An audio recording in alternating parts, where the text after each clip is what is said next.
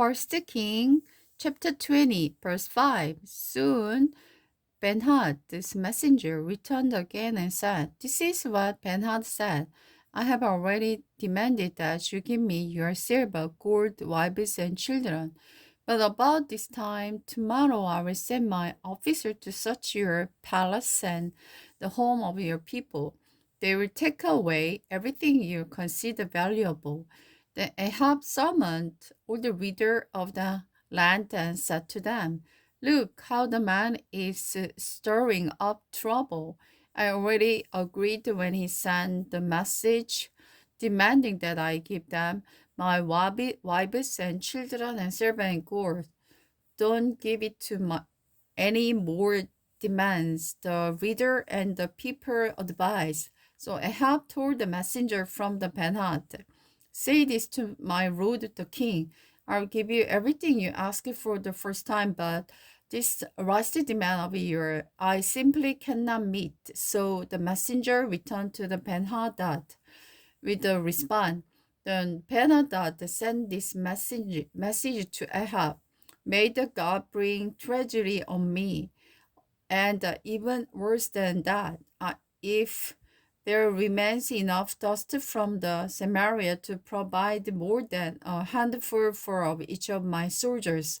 The king of Israel sent back this answer: "A warrior still dressing for battle should not boast like a warrior who has already won."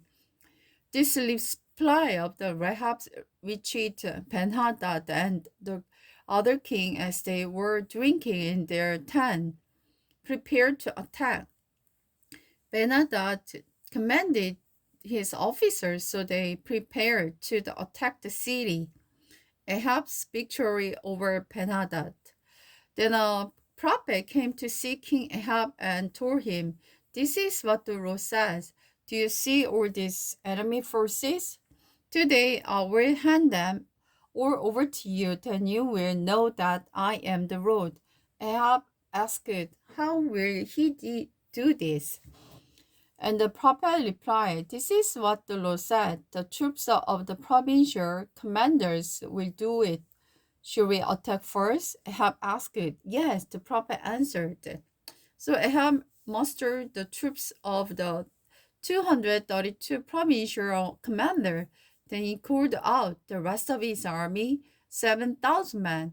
About noontime, Ben-Hadad and the 32 early kings were still in their tent getting drunk. The troop of the provincial commander marched out to the city. As they approached Ben-Hadad, scout reported to him, "Some troops are coming from Samaria.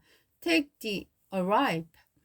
Ben-Hadad commanded, "Whether they have come for peace or for war." But by now Ahab, the provincial commanders, has not their army out to fight. Each Israelite soldier killed his Samaria opponent, and suddenly the entire Amarian's army panicked and fled. Israelites chased them. The king Ben-Hadad and a few others escaped on horses.